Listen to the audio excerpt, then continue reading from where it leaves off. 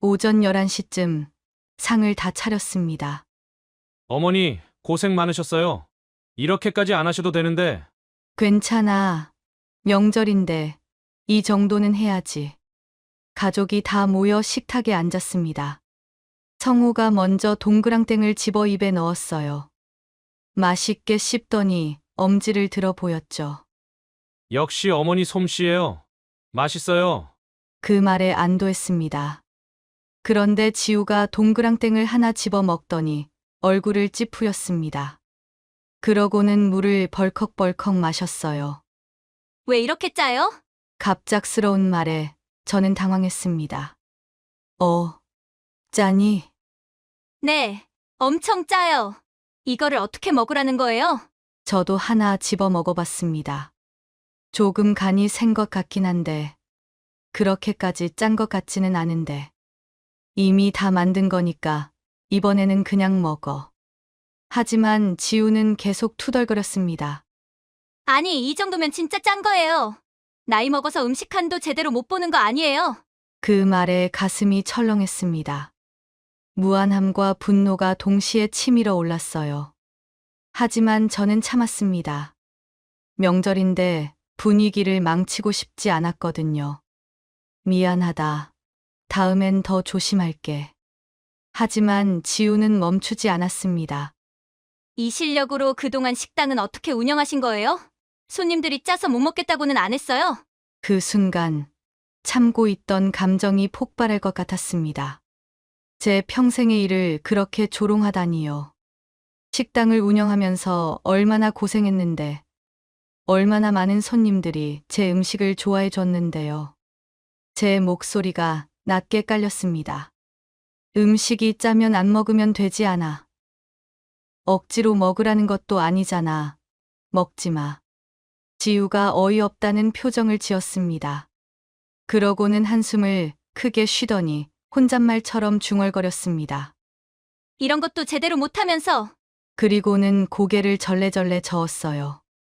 그 모습을 보는데 화가 머리끝까지 치솟았습니다. 성우가 난처한 표정으로 중재하려 했습니다. 지우야, 그렇게까지 말하지 마. 어머니가 얼마나 고생해서 준비하신 건데. 오빠는 맨날 어머니 편만 들어. 나는 솔직하게 말한 것뿐이야. 이 모든 일이 어떻게 시작되었는지 그 이야기를 처음부터 들려드릴게요. 이야기 시작 전 무료로 가능한 구독과 좋아요 부탁드려요. 여러분의 작은 관심 하나하나가 제게 큰 힘이 됩니다. 지금 바로 시작합니다. 저는 64살 김순자입니다. 남편 영수가 세상을 떠나고 그 시골집에서 혼자 살고 있었죠. 시간이 아무리 지나도 매일 아침 일어나면 옆자리에 비어 있다는 게 익숙해지지 않더라고요. 어느 주말 아들 성우가 며느리 지우와 함께 저를 찾아왔습니다. 둘이 거실에 앉아서 제 손을 잡더니 조심스럽게 말을 꺼냈습니다. 어머니, 서울로 올라와서 저희랑 같이 사시는 게 어때요? 성우가 걱정스러운 얼굴로 물었습니다. 저는 고개를 저으며 대답했습니다. 아니야. 너희는 너희 인생을 살아야지. 나는 여기서 혼자 편하게 살 거야. 하지만 성우는 포기하지 않았습니다. 매주 주말마다 이 먼 시골까지 찾아와서 똑같은 이야기를 했죠. 처음에는 단호하게 거절했습니다. 젊은 부부가 시어머니와 함께 산다는 게 쉬운 일이 아니라는 걸 누구보다 잘 알았으니까요. 저도 젊었을 때 시어머니를 모셨던 경험이 있었습니다. 그때를 생각하면 아들과 며느리에게 그런 짐을 지울 수가 없었어요. 그런데 성우는 계속해서 찾아왔습니다. 한 달이 지나고 두 달이 지나도 포기하지 않았죠.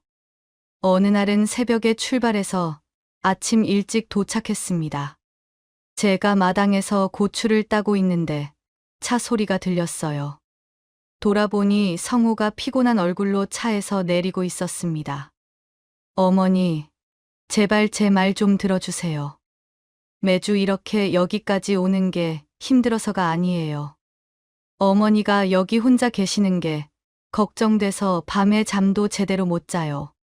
성우의 목소리에는 진심이 담겨 있었습니다. 어머니, 혼자 계시다가 혹시 무슨 일이 생기면 어떡해요? 밤에 쓰러지시기라도 하면요. 제발 서울로 가요. 저희가 모실게요. 그 말을 듣는데 가슴이 먹먹해졌습니다. 제 걱정에 매주 이렇게 먼 길을 오가는 아들을 보니 더 이상 거절할 수가 없었어요. 결국 저는 고개를 끄덕였습니다. 알았어. 그럼 서울로 갈게.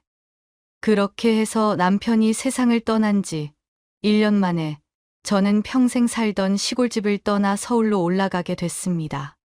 짐을 싸면서 남편과 함께 살았던 추억들이 하나하나 떠올랐어요. 이 집에서 살면서 식당을 운영하며 새벽같이 일어나 준비하던 날들, 손님들이 제 음식 맛있다고 칭찬하던 모습들, 남편과 함께 모은 돈으로 조금씩 땅을 사던 그 시절들. 모든 게 생생했습니다. 서울로 올라가는 차 안에서 창밖을 바라봤습니다.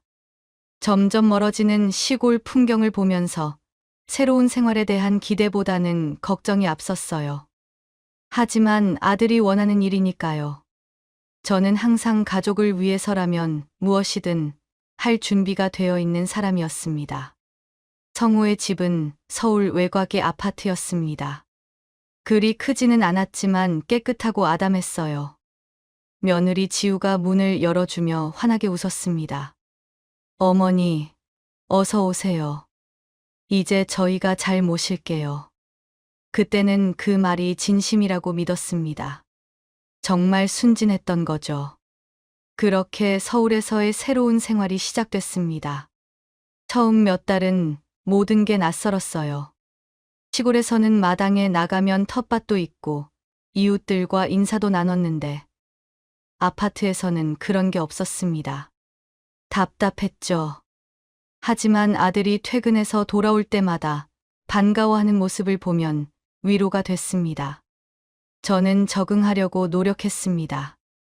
새벽에 일어나서 아파트 단지를 산책하기도 하고 근처 시장을 돌아다니며 장을 보기도 했어요. 그러면서 조금씩 서울 생활에 익숙해져 갔습니다. 그렇게 1년이 지나고 2년이 지났죠. 이제는 어느덧 아들 부부와 함께 산지 2년이 조금 넘었습니다. 하지만 그 2년 동안 저는 몰랐습니다. 며느리 지우의 본 모습을요. 그리고 앞으로 제가 어떤 상황을 겪게 될지도요. 서울에서의 생활이 자리를 잡으면서 저는 제가 할 수 있는 일을 찾기 시작했습니다. 아들 부부에게 신세를 지고 있다는 생각이 들었거든요. 그래서 제일 자신 있는 것으로 보답하기로 했습니다. 바로 음식이었죠. 젊었을 때 남편과 함께 식당을 운영했던 경험이 있었습니다. 새벽 4시면 일어나서 장을 보러 가고 손님들이 올 때까지 국물을 우리고 반찬을 만들었던 그 시절이요. 힘들었지만 보람이 있었어요. 손님들이 맛있다고 할 때마다 뿌듯했거든요. 그 솜씨가 아직도 남아 있었습니다. 평일 아침이면 저는 새벽같이 일어났습니다. 성우와 지우가 출근 준비를 하는 시간에 맞춰서 간단한 아침을 준비했죠. 토스트에 계란 후라이, 신선한 샐러드를 곁들이거나 김밥을 직접 말아서 내놓기도 했습니다. 김밥 속에는 당근, 시금치, 단무지, 햄을 정성스럽게 넣었어요. 식당을 할 때 배운 노하우대로 밥을 너무 많이 넣지 않고 속재료가 고르게 들어가도록 신경 썼습니다. 성우는 언제나 고마워했습니다. 어머니, 이렇게까지 안 하셔도 되는데 저희가 알아서 먹을게요. 괜찮아. 어차피 일찍 일어나는데 뭐. 내가 너희한테 해줄 수 있는 게 이것뿐이잖니. 사실이었습니다. 제가 해줄 수 있는 게 음식밖에 없다고 생각했거든요. 아들이 저를 서울로 데려와 함께 살자고 했을 때 그 마음에 보답하고 싶었습니다. 저녁 시간도 마찬가지였습니다. 낮에는 장을 보러 나가서 신선한 재료를 골랐어요. 그렇게 저녁 식사를 준비해서 아들 부부가 퇴근하면 함께 식탁에 앉았습니다. 밥을 먹으면서 하루 일과를 이야기하는 시간이 좋았어요. 성우가 회사에서 있었던 일을 얘기할 때 저는 웃으며 들어줬습니다. 하지만 며느리 지우의 태도가 조금씩 변하기 시작한 건 그때부터였습니다. 어느 날 아침 제가 토스트를 구워서 식탁에 올려놓았습니다. 계란 후라이와 함께요. 지우가 식탁에 앉더니 토스트를 보고는 한숨을 쉬었습니다.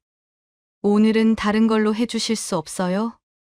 갑작스러운 말에 저는 당황했습니다. 이미 토스트 해놨는데. 토스트는 자주 먹으니까 질려요. 다음부턴 메뉴 좀 바꿔주세요. 그 말투가 묘하게 불편했습니다. 부탁이라기보다는 명령 같았거든요. 하지만 저는 참았습니다. 며느리 말도 일리가 있다고 생각했어요. 알았어. 내일은 다른 걸로 해줄게. 다음 날 아침, 저는 김밥을 만들었습니다. 전날 저녁부터 준비해서 재료를 손질하고 새벽에 일어나 정성스럽게 말았죠.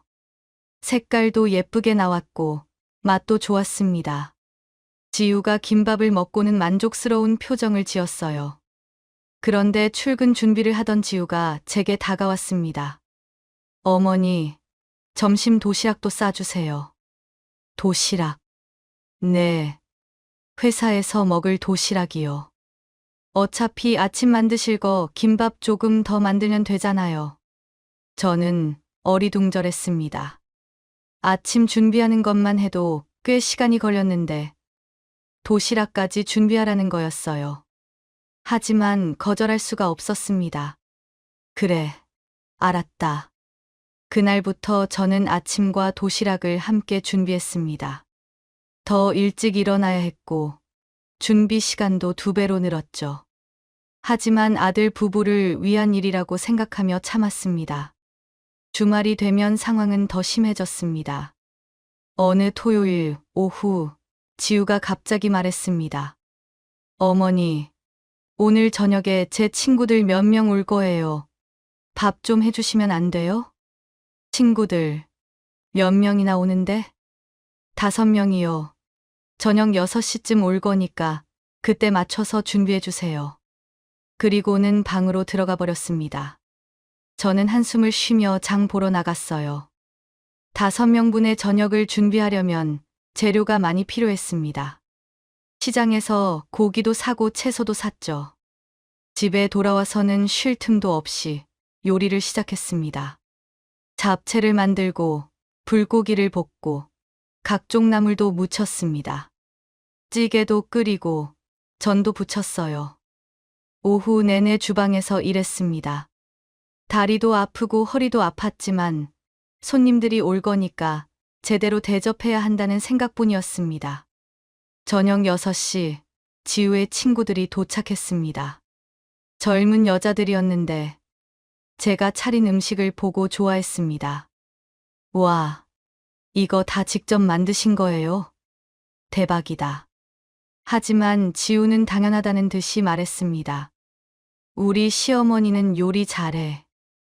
옛날에 식당도 하셨었대. 그 말에 친구들이 감탄했지만 저는 기분이 이상했습니다. 마치 제가 식당 직원처럼 느껴졌거든요. 지우와 지우 친구들이 밥을 다 먹고 저는 주방에서 설거지까지 했습니다. 거실에서 들리는 웃음소리를 들으며 문득 제가 왜 이렇게까지 하고 있는지 의문이 들었어요. 하지만 그럴 때마다 저는 스스로를 다잡았습니다. 그래도 내가 서울로 올라와서 같이 사는데 아들을 위해서라면 뭐든 해줘야지. 아들 성우를 생각하면 참을 수 있었습니다. 성우는 언제나 저를 챙겼고 감사했으니까요. 다만 며느리의 태도가 점점 더 부담스러워지고 있다는 걸 그때는 심각하게 받아들이지 않았습니다. 그저 며느리가 조금 철없는 거라고, 시간이 지나면 나아질 거라고 생각했죠. 하지만 그건 제 착각이었습니다. 지우의 태도는 나아지지 않았어요. 오히려 점점 더 심해졌습니다. 시간이 갈수록 며느리 지우의 태도는 더욱 노골적으로 변했습니다. 처음에는 조심스럽게 요구하던 것들이 이제는 당연한 듯이 명령하는 식으로 바뀌었어요. 저는 그저 참았습니다. 아들을 위해서라면 이 정도는 견딜 수 있다고 생각했죠. 그러던 어느 명절이었습니다. 추석이 다가오고 있었고 저는 며칠 전부터 준비를 시작했어요. 전을 부치고 나물을 무치고 각종 음식을 만들었습니다. 특히 동그랑땡은 성우가 어렸을 때부터 좋아하던 음식이라 정성껏 준비했죠.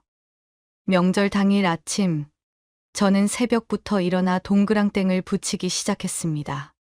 다진 고기에 두부를 으깨어 넣고 양파와 당근을 잘게 썰어 섞었어요. 여기에 계란과 밀가루를 넣어 반죽을 만들었습니다. 간을 맞추려고 소금을 넣는데 평소보다 손이 조금 더 갔어요. 나이가 들면서 감각이 둔해진 걸까요? 하지만 맛을 봤을 때 그렇게 짜지는 않았습니다. 조금 간이 센 정도였죠. 이미 반죽을 다 만들어 놓은 상태여서 그냥 바로 기름에 하나씩 정성스럽게 부쳐냈습니다. 노릇노릇하게 잘 익은 동그랑땡이 접시에 수북이 쌓였어요. 보기만 해도 먹음직스러웠습니다. 오전 11시쯤 상을 다 차렸습니다. 동그랑땡뿐만 아니라 갈비찜, 잡채, 각종 나물, 전 등 푸짐하게 준비했죠. 성우가 주방으로 들어와서 음식들을 보고는 환하게 웃었습니다. 어머니, 고생 많으셨어요. 이렇게까지 안 하셔도 되는데. 괜찮아. 명절인데 이 정도는 해야지. 가족이 다 모여 식탁에 앉았습니다. 성우가 먼저 동그랑땡을 집어 입에 넣었어요. 제가 긴장하며 그 모습을 지켜봤습니다. 성우는 맛있게 씹더니 엄지를 들어 보였죠. 역시 어머니, 솜씨예요. 맛있어요. 그 말에 안도했습니다. 그런데 지우가 동그랑땡을 하나 집어 먹더니 얼굴을 찌푸렸습니다. 그러고는 물을 벌컥벌컥 마셨어요. 왜 이렇게 짜요? 갑작스러운 말에 저는 당황했습니다. 많이 짜니? 네, 엄청 짜요. 이거를 어떻게 먹으라는 거예요? 저도 하나 집어 먹어봤습니다. 확실히 평소보다 간이 조금 셌어요. 하지만 그렇게까지 짠 건 아니었습니다. 충분히 먹을 만한 정도였죠. 조금 간이 센 것 같긴 한데, 그렇게까지 짠 것 같지는 않은데, 이미 다 만든 거니까 이번에는 그냥 먹어. 하지만 지우는 계속 투덜거렸습니다. 아니, 이 정도면 진짜 짠 거예요. 나이 먹어서 음식 간도 제대로 못 보는 거 아니에요? 그 말에 가슴이 철렁했습니다. 무안함과 분노가 동시에 치밀어 올랐어요. 하지만 저는 참았습니다. 명절인데 분위기를 망치고 싶지 않았거든요. 미안하다. 다음엔 더 조심할게. 하지만 지우는 멈추지 않았습니다. 이 실력으로 그동안 식당은 어떻게 운영하신 거예요? 손님들이 짜서 못 먹겠다고는 안 했어요? 그 순간 참고 있던 감정이 폭발할 것 같았습니다. 제 평생의 일을 그렇게 조롱하다니요. 식당을 운영하면서 얼마나 고생했는데, 얼마나 많은 손님들이 제 음식을 좋아해 줬는데요. 손이 부들부들 떨렸습니다. 그만해. 제 목소리가 낮게 깔렸습니다. 음식이 짜면 안 먹으면 되지 않아. 억지로 먹으라는 것도 아니잖아. 먹지 마. 지우가 어이없다는 표정을 지었습니다. 그러고는 한숨을 크게 쉬더니 혼잣말처럼 중얼거렸습니다. 이런 것도 제대로 못하면서. 그리고는 고개를 절레절레 저었어요. 그 모습을 보는데 화가 머리끝까지 치솟았습니다. 참고 또 참았는데 이제는 한계였어요. 주먹을 꽉 쥐었다가 펼쳤습니다. 심호흡을 몇 번 했죠. 성우가 난처한 표정으로 중재하려 했습니다. 지우야, 그렇게까지 말하지 마. 어머니가 얼마나 고생해서 준비하신 건데. 오빠는 맨날 어머니 편만 들어. 나는 솔직하게 말한 것뿐이야. 식탁의 분위기가 싸늘하게 식었습니다. 저는 더 이상 음식을 먹을 수가 없었어요. 목구멍으로 넘어가지 않았습니다. 명절 내내 준비했던 그 모든 시간들이 새벽부터 일어나 애썼던 노력이 한순간에 무너지는 기분이었어요. 식사를 마치고 저는 설거지를 하면서 생각했습니다. 어쩌다가 이렇게 된 걸까요? 아들을 위해 서울까지 올라왔는데 며느리에게 이런 대접을 받아야 하나요? 그동안 참아왔던 모든 순간들이 스쳐 지나갔습니다. 아침마다 준비했던 도시락, 주말에 친구들 초대한다고 음식 차려야 했던 일들, 당연한 듯이 요구하던 그 모든 것들이요. 설거지를 하는 동안 눈물이 날 것 같았습니다. 하지만 울지 않았어요. 저는 평생 강하게 살아온 사람입니다. 남편과 함께 식당을 운영하면서 온갖 고생을 다 겪었지만 한 번도 주저앉지 않았거든요. 이번에도 이겨낼 수 있을 거라고 생각했습니다. 그런데 그날 밤, 잠자리에 누워서도 지우의 그 표정이 계속 떠올랐습니다. 고개를 절레절레 저으며 무시하던 그 모습이요. 그리고 깨달았습니다. 이대로는 안 되겠다는 거요. 더 이상 참고만 있을 수 없다는 거요. 그날 밤, 저는 결심했습니다. 이제는 제가 당한 만큼 돌려줄 때가 됐다고요. 며느리가 저를 무시했던 것처럼 저도 제 방식대로 보여줄 거라고요. 다만 어떻게 할지는 아직 구체적으로 생각하지 못했습니다. 하지만 분명한 건 이대로 당하고만 있지는 않겠다는 거였어요. 침대에 누워 천장을 바라보며 생각했습니다. 남편이 살아있었다면 뭐라고 했을까요? 아마 제 편을 들어줬을 거예요. 남편은 언제나 저를 지켜주는 사람이었으니까요. 그리움과 분노가 뒤섞인 채로 저는 잠 못 이루는 밤을 보냈습니다.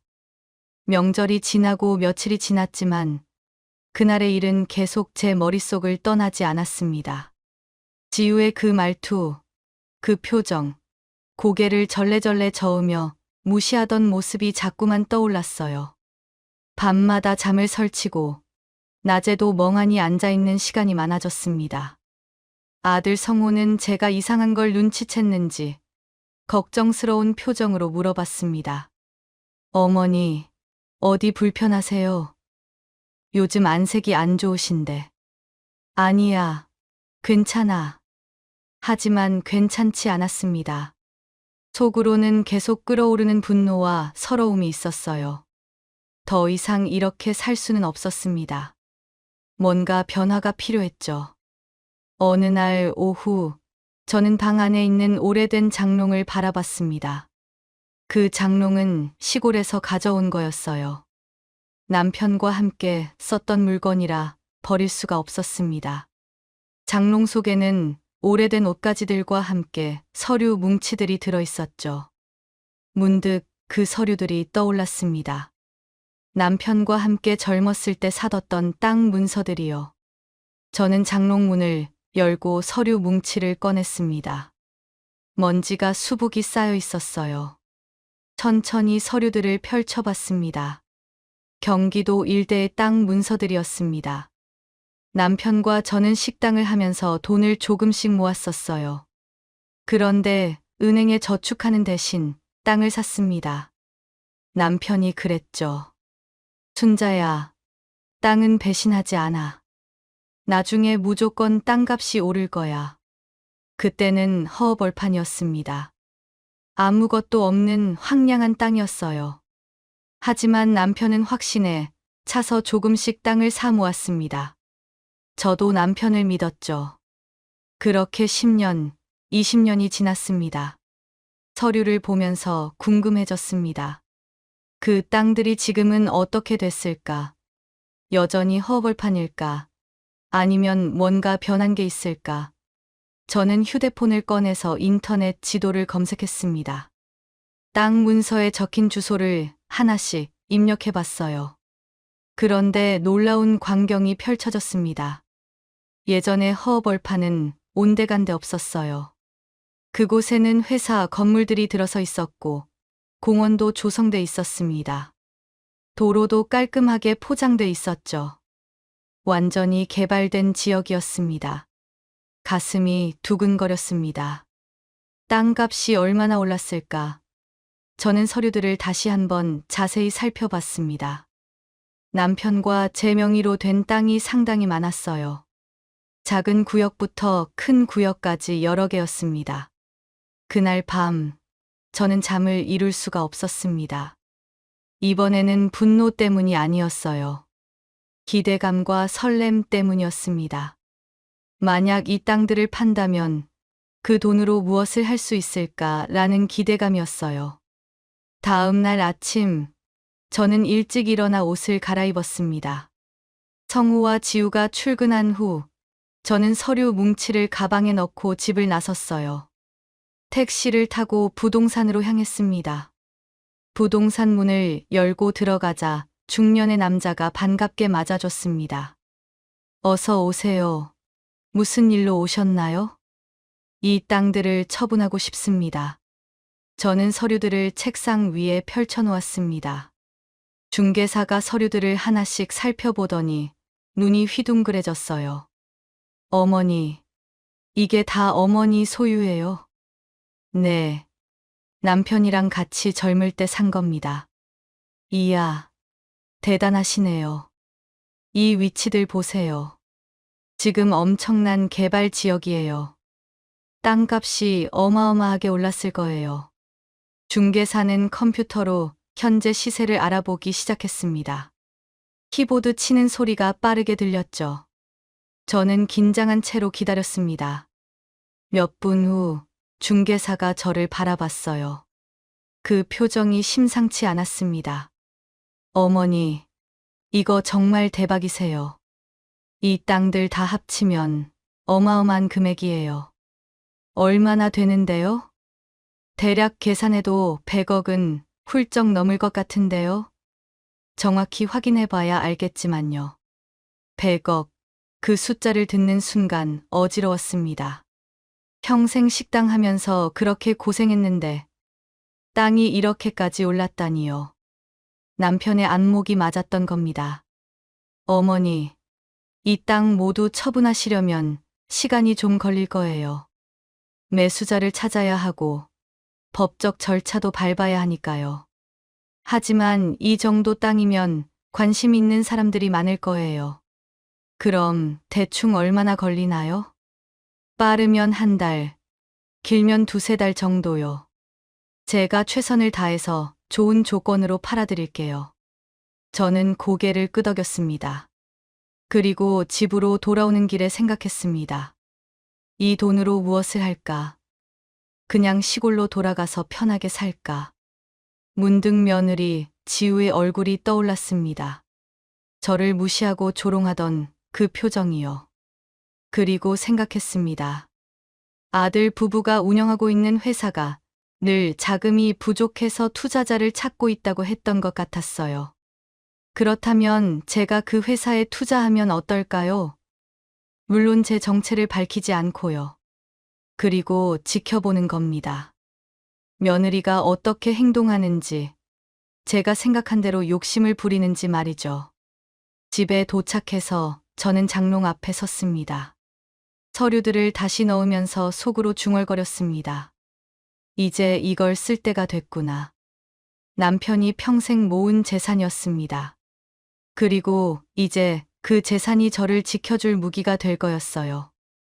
며느리가 저를 얼마나 무시했는지 그 대가를 톡톡히 치르게 만들 거였습니다. 그날부터 저는 계획을 세우기 시작했습니다. 머릿속이 복잡했지만 동시에 명확했어요. 더 이상 당하고만 있지 않겠다는 결심, 그리고 그 결심을 실행에 옮길 수 있는 힘이 생겼다는 사실이 저를 강하게 만들었습니다. 창밖을 바라보며 생각했습니다. 남편, 당신이 남겨준 이 땅이 나를 구원해줘요. 고마워요. 그리고 지켜봐줘요. 제가 어떻게 이 상황을 해결하는지. 한 달이 지났습니다. 그동안 부동산 중개사는 열심히 매수자들을 찾아다녔어요. 그리고 드디어 연락이 왔습니다. 어머니, 매수자를 찾았어요. 조건도 아주 좋습니다. 세금까지 다 계산하면 통장에 입금될 금액이 180억 정도 될 것 같아요. 180억. 상상도 못했던 금액이었습니다. 저는 떨리는 목소리로 대답했습니다. 그럼 진행해 주세요. 일주일 후 모든 법적 절차가 끝났습니다. 등기 이전도 완료됐고 세금 처리도 다 끝났어요. 그리고 제 통장에 180억이 입금됐습니다. 은행에서 통장을 확인하는데 손이 떨렸어요. 이렇게 많은 돈을 처음 봤거든요. 이제 다음 단계였습니다. 저는 변호사 사무실을 찾아갔어요. 명함을 보고 전화해서 상담 예약을 잡았습니다. 사무실은 깔끔하고 전문적인 분위기였죠. 중년의 여자 변호사가 저를 맞아줬습니다. 어떻게 오셨어요? 투자 관련해서 법적 자문을 받고 싶습니다. 저는 상황을 설명했습니다. 아들 부부가 회사를 운영하고 있는데 제가 익명으로 투자하고 싶다고요. 하지만 투자금이 개인적인 용도로 쓰이지 않도록 계약서에 조항을 넣고 싶다고 말했습니다. 변호사는 고개를 끄덕이며 메모했습니다. 가능합니다. 투자 계약서에 명확한 조항을 넣으면 됩니다. 투자금은 오직 회사 운영과 사업 확장에만 사용할 수 있고 개인적 용도로 사용하는 즉시 회수할 수 있다는 내용을 넣으면 되죠. 네. 그렇게 해주세요. 그리고 제 정체가 절대 밝히면 안 됩니다. 물론이죠. 익명 투자는 법적으로 문제 없어요. 제가 중간에서 모든 걸 처리하겠습니다. 며칠 후 변호사가 계약서 초안을 보여줬습니다. 저는 꼼꼼히 읽어봤어요. 특히 제가 요청한 조항 부분을 여러 번 확인했습니다. 투자금은 회사의 사업 운영과 관련 없는 개인적인 용도로 사용해서는 안 된다. 이를 위반할 경우 투자자는 사전 통보 없이 즉시 투자금 전액을 회수할 수 있다. 완벽했습니다. 이 조항이 언젠가 며느리를 걸러낼 덫이 될 거였어요. 이대로 진행해 주세요. 변호사는 아들 성우의 회사에 연락했습니다. 익명의 투자자가 있는데 혹시 지금 투자에 관심이 있냐고요. 당연히 성우는 놀라며 좋다고 했습니다. 회사가 자금난에 시달리고 있었으니까요. 며칠 후 변호사 사무실에서 계약이 이뤄졌습니다. 저는 창밖에서 지켜봤어요. 성우가 긴장한 표정으로 사무실에 들어가는 모습이 보였습니다. 변호사와 악수를 나누고 계약서를 읽고 서명했죠. 그 모습을 보면서 복잡한 감정이 들었습니다. 제가 낳은 아들이에요. 제가 세상에서 가장 사랑하는 사람이죠. 하지만 그 아들의 아내가 저를 무시했습니다. 이건 아들을 위한 일이기도 하지만 동시에 며느리에게 참교육을 주기 위한 일이기도 했어요. 계약이 끝나고 투자금이 회사 계좌로 입금됐습니다. 100억이었습니다. 저는 나머지 80억을 나중을 위해서 제 통장에 남겨뒀어요. 그날 저녁 성우와 지우가 흥분한 얼굴로 집에 돌아왔습니다. 저는 거실 소파에 앉아 텔레비전을 보고 있었어요. 어머니, 큰일 났어요. 성우가 소리쳤습니다. 무슨 일이니? 회사에 투자자가 나타났어요. 그것도 어마어마한 금액을. 정말 얼마나 되는데? 100억이요. 100억. 이제 회사를 제대로 키울 수 있어요. 지우도 옆에서 들떠서 말했습니다. 대박이죠. 이제 저희도 제대로 된 사업가가 되는 거예요. 저는 담담하게 웃으며 대답했습니다. 잘 됐네. 축하한다. 근데 투자자가 누군지는 모르겠어요. 익명이래요. 근데 변호사를 통해서 정식으로 계약했으니까 문제 없을 거예요. 성우는 신이 나서 계속 떠들었습니다. 앞으로의 사업 계획, 확장할 수 있는 분야들, 채용할 직원들까지요. 저는 조용히 듣고 있었습니다. 지우가 제 옆에 앉더니 말했습니다. 어머니도 좋으시죠? 저희 회사가 잘 되면 어머니도 편하게 사실 수 있잖아요. 그 말에 속으로 웃음이 나왔습니다. 지우는 몰랐죠. 그 투자금이 어디서 나온 건지, 그리고 그 투자금에 어떤 조항이 달려 있는지요. 그래, 잘 되길 바랄게. 그날 밤, 저는 방에 누워서 천장을 바라봤습니다. 이제 시작이었어요. 며느리가 어떻게 행동할지 지켜볼 차례였습니다. 제 예상이 맞는다면 지우는 곧 욕심을 부릴 거였어요. 투자금이 들어왔다는 사실에 들떠서 분수를 넘는 짓을 할 거였습니다. 그리고 그때가 바로 제가 움직일 때였죠. 계약서에 명시된 조항을 근거로 투자금을 회수하는 겁니다. 그렇게 되면 아들 부부는 큰 혼란에 빠질 거예요. 이미 투자금을 바탕으로 사업 계획을 세웠을 테니까요. 완벽한 계획이었습니다. 며느리가 저를 무시한 대가를 치르게 만드는 거였어요. 투자금이 들어온 지 일주일쯤 지났을까요? 집안 분위기가 확실히 달라졌습니다. 성우는 매일 늦게까지 회사 일로 바빴고, 지우는 낮에 외출이 잦아졌어요. 어느 날 오후, 지우가 명품 쇼핑백을 여러 개 들고 집에 돌아왔습니다. 유명한 명품 브랜드 로고가 선명하게 찍힌 가방들이었어요. 저는 거실에서 그 모습을 지켜봤습니다. 쇼핑했니? 네. 옷 좀 샀어요. 하지만 그 다음 날도 지우는 쇼핑백을 들고 돌아왔습니다. 명품 가방, 명품 지갑, 명품 구두까지요. 거실 한쪽에 쇼핑백이 쌓여갔어요. 일주일 후, 저는 참지 못하고 물어봤습니다. 지우야, 요즘 쇼핑을 많이 하네. 아, 네, 그게. 지우가 잠시 머뭇거리더니 자신있게 대답했습니다. 회사에 투자금이 들어왔잖아요. 이제 그에 맞는 이미지를 만들어야죠. 회사 사모님은 사모님답게 살아야 한다고요. 사모님답게. 네. 명품 정도는 들고 다녀야 격에 맞죠. 회사 대표 부인인데 초라하게 다닐 수는 없잖아요. 그 말을 듣는데 황당했습니다. 투자금은 회사를 위한 돈인데 그걸 개인적인 사치에 쓰겠다는 거였어요. 그런데 그 돈이 어디서 나온 건데? 회사 돈이죠. 회사 돈을 너가 개인적으로 쓴다고? 지우가 살짝 당황하는 표정을 지었습니다. 아, 이건 회사 홍보 비용이에요. 제가 좋은 옷 입고 다니는 것도 회사 이미지에 도움되잖아요.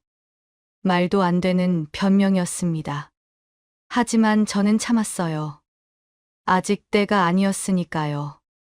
더 확실한 증거가 필요했습니다. 그래, 그렇구나. 며칠 후, 지우가 또 쇼핑을 하고 돌아왔습니다. 이번에는 특히 큰 쇼핑백이었어요. 오늘은 뭘 샀어? 가방이요. 이거 진짜 예쁘죠? 지우가 가방을 꺼내 보여줬습니다. 고급스러운 가죽 가방이었어요. 가격이 얼마나 할지 짐작도 안 갔습니다. 얼마짜리인데? 300만 원이요. 비싸긴 한데 이 정도는 있어야죠. 300만 원. 그 돈이면 시골에서 몇 달을 살 수 있는 금액이었습니다. 저는 침착하게 물었습니다. 그것도 회사 돈으로 산 거니? 네. 홍보비로 처리했어요. 문제 없어요. 투자금은 회사 운영하라고 들어온 돈 아니야. 그걸 너가 개인적으로 쓰는 게 맞는 거니? 지우가 짜증 섞인 표정을 지었습니다. 어머니, 요즘 다들 이렇게 해요. 회사 대표 부인이 초라하면 회사 이미지도 안 좋아져요. 이해 못 하시겠어요? 그 말투가 불쾌했습니다. 마치 제가 세상 물정 모르는 늙은이라는 식이었어요. 하지만 저는 화를 참았습니다. 그래, 알았다. 그날 저녁, 지우가 방에 들어간 후 저는 조용히 거실로 나왔습니다. 쇼핑백들이 소파 옆에 쌓여 있었어요. 저는 주변을 살피고 조심스럽게 가방 하나를 꺼냈습니다. 안에는 영수증이 들어 있었어요. 저는 휴대폰으로 영수증을 사진 찍었습니다. 가방도 여러 각도에서 찍었죠. 다른 쇼핑백들도 확인했습니다. 모두 명품이었고, 영수증에는 회사 법인카드로 결제했다고 적혀 있었어요. 완벽한 증거였습니다. 투자금이 개인적 사치에 쓰였다는 명백한 증거요. 다음 날, 저는 변호사에게 연락했습니다. 변호사님, 투자금이 개인적인 용도로 사용된 증거를 확보했습니다. 보내드릴게요. 변호사 사무실에서 만나 사진들을 보여줬습니다. 명품 가방들, 영수증들, 법인카드 결제 내역까지요. 변호사가 사진들을 보더니 고개를 끄덕였습니다. 이건 명백한 계약 위반입니다. 투자금을 개인 사치품 구매에 사용했으니까요. 즉시 투자금 회수 절차를 밟을 수 있어요. 그렇게 해주세요. 확실하신 거죠? 이렇게 되면 회사에 큰 타격이 있을 텐데요. 네, 알아요. 하지만 이건 반드시 해야 하는 일입니다. 변호사는 더 이상 묻지 않았습니다. 전문가답게 바로 일을 처리할 준비를 했죠. 알겠습니다. 바로 서류 작업 시작하겠습니다. 내일 안으로 회사 측에 통보하고 투자금 회수 절차를 진행하겠습니다. 집으로 돌아오는 길에 가슴이 두근거렸습니다. 드디어 때가 온 거예요. 며느리가 제 덫에 걸린 겁니다. 스스로 욕심을 부리다가 무너지는 거였죠. 그날 밤, 저는 잠을 설쳤습니다. 하지만 불안해서가 아니었어요. 오히려 후련했습니다. 그동안 참았던 모든 것들이 이제 해소될 거라는 기대감 때문이었죠. 창밖을 바라보며 생각했습니다. 내일이면 모든 게 시작될 거예요. 아들 부부는 충격에 빠질 거고, 며느리는 자신이 무슨 짓을 한 건지 깨닫게 될 겁니다. 그리고 저는 그동안의 무시와 조롱에 대한 대가를 받는 거죠. 다음 날 오전, 변호사는 약속대로 움직였습니다. 성우의 회사로 공식 문서를 보냈어요. 계약 위반 통지서와 함께 투자금 즉시 회수 요청서였습니다. 저는 집에서 조용히 기다렸습니다. 평소처럼 설거지를 하고 방을 정리했어요. 겉으로는 아무 일도 없는 것처럼요. 하지만 속으로는 계속 시계를 확인했습니다.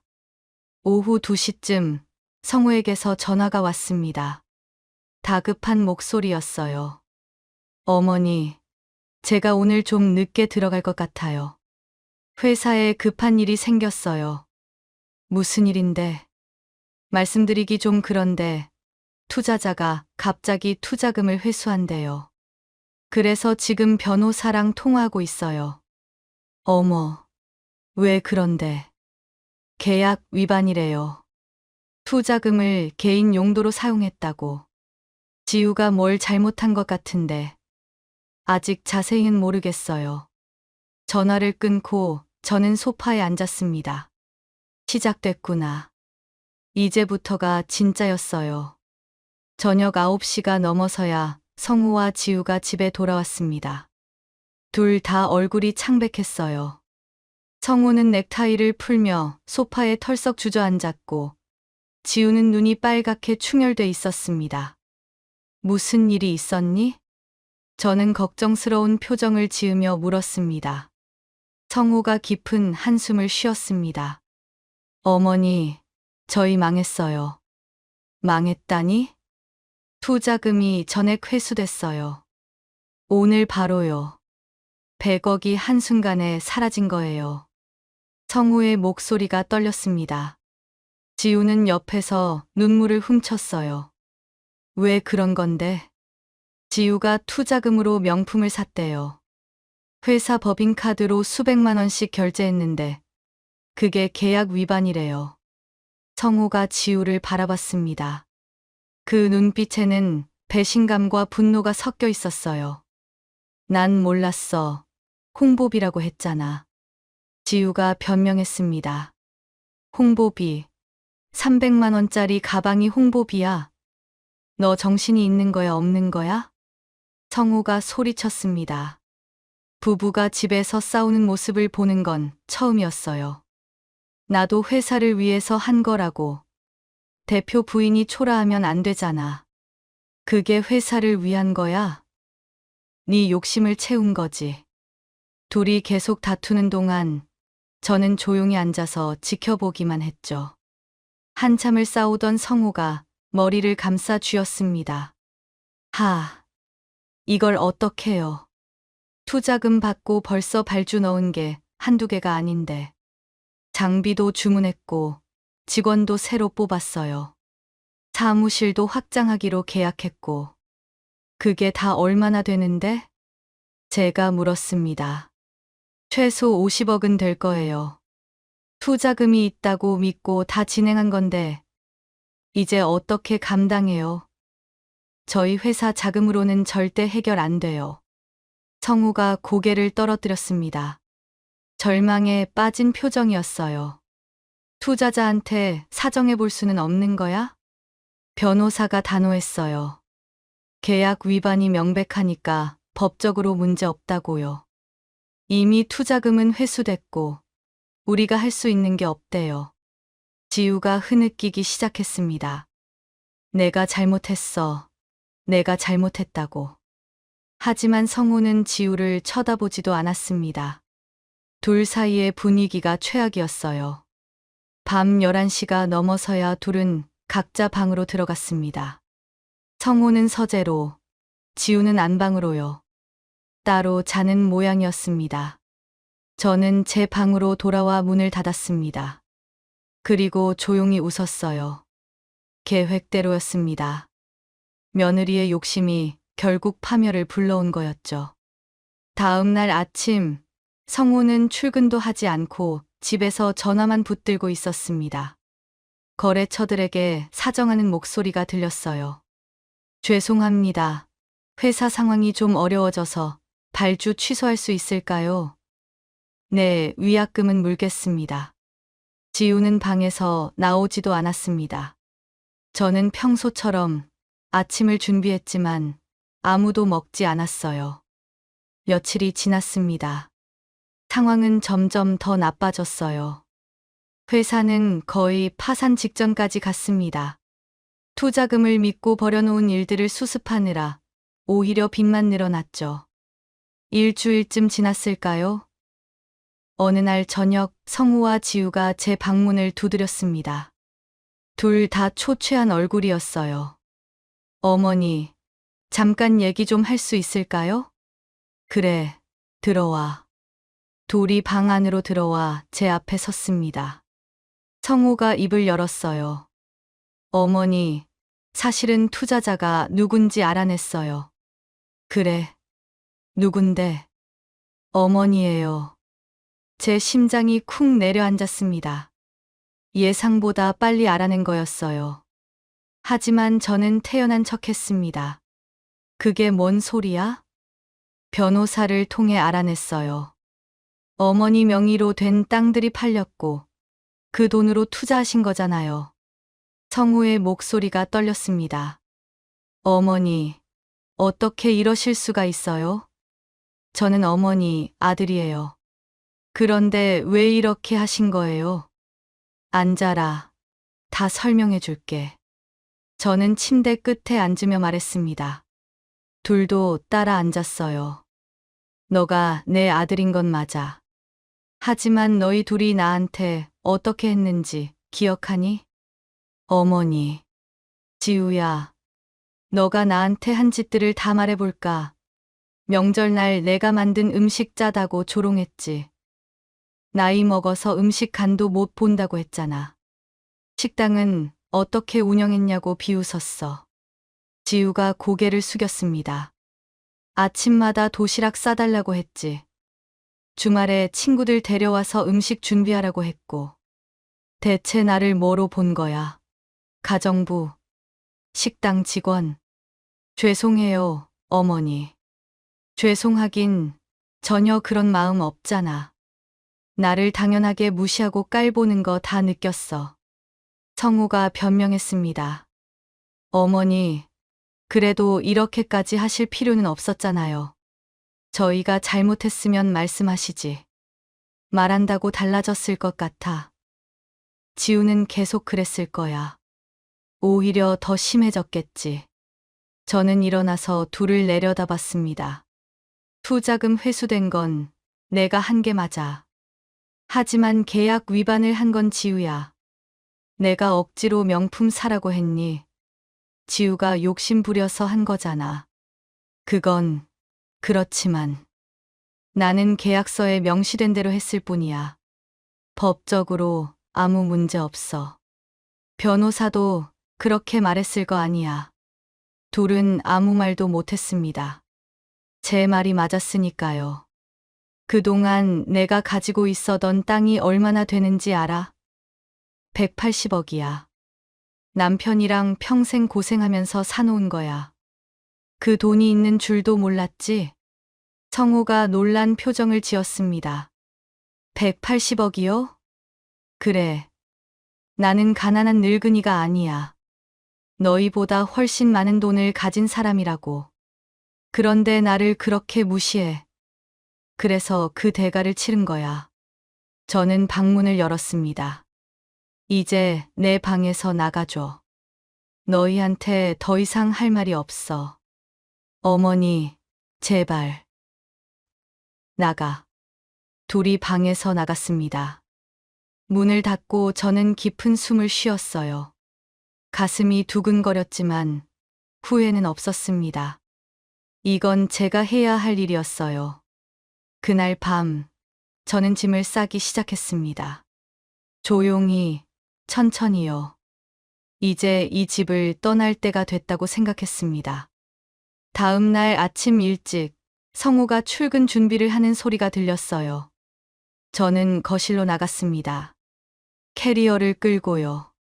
어머니, 어디 가세요? 성우가 놀라서 물었습니다. 내가 원래 살던 시골로 돌아가려고. 어머니, 그러지 마세요. 저희가 잘못했어요. 제발이요. 아니, 내가 있을 곳은 여기가 아니야. 지우도 방에서 나왔습니다. 눈이 퉁퉁 부어 있었어요. 어머니, 제가 잘못했어요. 진심으로 사과드릴게요. 그러니까 가지 마세요. 사과는 필요 없어. 너희는 너희 인생을 살아. 나는 내 인생을 살 거야. 저는 현관문을 열었습니다. 택시를 불러놨었거든요. 어머니. 성우가 따라 나왔지만 저는 돌아보지 않았습니다. 택시에 올라타고 떠났어요. 백미러로 보니 성우가 멍하니 서 있었습니다. 시골로 가는 길은 편안했습니다. 서울을 벗어나 익숙한 풍경이 펼쳐지자 마음이 놓였어요. 이곳이 제가 있어야 할 곳이었습니다. 남은 돈으로 저는 전원주택을 지었습니다. 크지는 않지만 아늑한 집이었어요. 마당에는 텃밭을 만들었고 작은 정원도 꾸몄습니다. 남편과 함께 살았던 옛날 집 근처였죠. 전원주택이 완성되고 이사를 했습니다. 새 집에서의 생활은 평화로웠어요. 아침에 일어나면 마당에 나가 텃밭을 가꿨습니다. 상추도 심고 고추도 심고 토마토도 심었어요. 오후에는 산책을 나가고 저녁에는 책을 읽었습니다. 누구도 저를 무시하지 않았습니다. 그리고 누구도 저에게 무례하게 굴지 않았어요. 편안했습니다. 이게 제가 평생 꿈꿔왔던 노후였어요. 한 달쯤 지났을까요? 어느 날 초인종이 울렸습니다. 문을 열어보니 성우와 지우였어요. 둘 다 더 초췌해져 있었습니다. 어머니, 무슨 일이니? 회사가 부도났어요. 빚만 남았어요. 어머니, 도와주세요. 성우가 울먹이며 말했습니다. 그래서 지금 나한테 돈 달라고 온 거야? 죄송해요. 하지만 방법이 없어요. 어머니밖에 없어요. 저는 고개를 저었습니다. 아니, 안 돼. 어머니, 내가 투자금을 회수한 건 법대로 한 거야. 계약서에 명시된 조항을 지우가 어겼으니까. 그 결과는 너희가 책임져야지. 그래도 어머니. 그리고 지우야, 너가 욕심 부려서 벌어진 일이야. 투자금으로 명품 사고 사치한 게 누군데 그 결과가 이거야. 너가 자초한 일이라고. 지우가 무릎을 꿇었습니다. 어머니, 제발요. 다시는 안 그럴게요. 제발 한 번만 도와주세요. 하지만 저는 단호했습니다. 안 돼. 너희가 나를 무시했을 때, 나한테 무례하게 굴었을 때, 그때 생각했어야지. 이제 와서 빌어봤자 소용없어. 어머니, 저는 어머니 아들이에요. 아들이라고 해서 다 용서받는 건 아니야. 성우야, 너도 잘못했어. 며느리가 나한테 그렇게 구는데 왜 가만히 있었니? 너가 제대로 말렸어야지.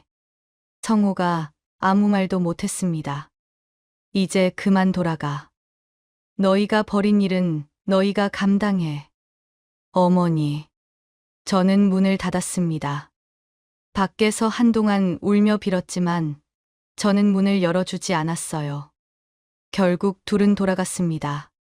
창문으로 내다보니 낡은 차를 타고 떠나는 모습이 보였습니다. 예전에 타던 좋은 차는 아마 팔았겠죠. 그 모습을 보면서 복잡한 감정이 들었습니다. 불쌍하기도 했지만 동시에 당연한 결과라고 생각했어요. 저는 마당으로 나갔습니다. 텃밭에 물을 주면서 생각했어요. 제가 한 게 맞는 걸까요? 너무 가혹한 걸까요? 아니요. 저는 참을 만큼 참았어요. 며느리가 저를 무시하고 조롱했을 때 아무 말 없이 견뎠습니다. 하지만 한계가 있는 법이죠. 그리고 며느리는 스스로 무덤을 팠어요. 욕심을 부려서 계약을 위반했고 그 결과를 받은 겁니다. 저녁이 됐습니다. 저는 간단하게 된장찌개를 끓이고 밥을 먹었어요. 혼자 먹는 밥이었지만 서울에서 먹던 밥보다 훨씬 맛있었습니다. 평화로웠거든요. 식사를 마치고 마당에 앉아 하늘을 봤습니다.